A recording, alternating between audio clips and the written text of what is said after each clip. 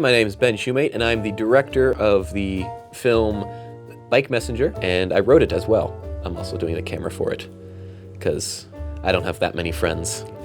I normally write more action-y, like, comedy-oriented stuff that is nothing like this at all. So I guess I thought, like, if I were to write something like this, what would it look like? And then I sort of got the idea of, like, what if there was a bike messenger, and somehow ran into a girl that when he was delivering a letter or something, and he's like, oh, I need to get her attention somehow. But he didn't want to talk to her for some reason.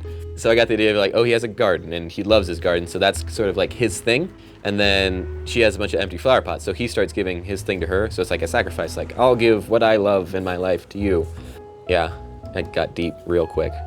0 to 1,000 right away. So it's kind of like the symbolism of the give and take of a relationship, and not always like a romantic one. It could be like friendship or other forms of relationships like hatred. Well, because it's mostly symbolism, like the flowers, they symbolize what the guy has, which is kind of a role reversal, like the guy has a bunch of flowers. I don't think it needs words to explain that, because most of the bit is just him in his garden, like watering the flowers or whatever. He doesn't really need to talk to his flowers to convey, hey, I'm watering you guys.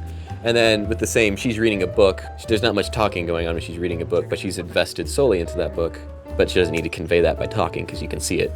Like she's physically holding the book and reading it and kind of blocking out what's going on around her.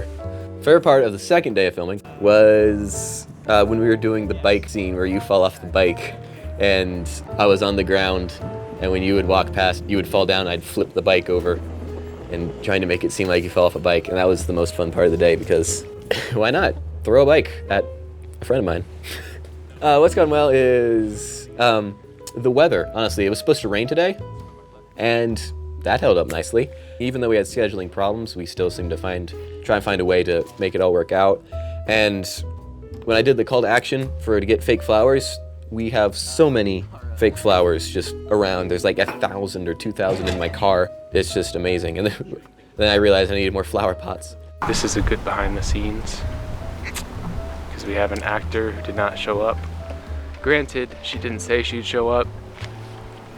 Who is in costume? You know. So one of the things that didn't go so well is one of our actresses couldn't make it, and it was one of our last days to get those shots in. So our host, who owns the house that we were at, was so amazing and so gracious, and she is the one who actually ended up being the girl reading the book. Thank you guys so much for watching again. I hope you enjoyed the movie, The Bike Messenger. Hope you think it was amazing, and thank you so much.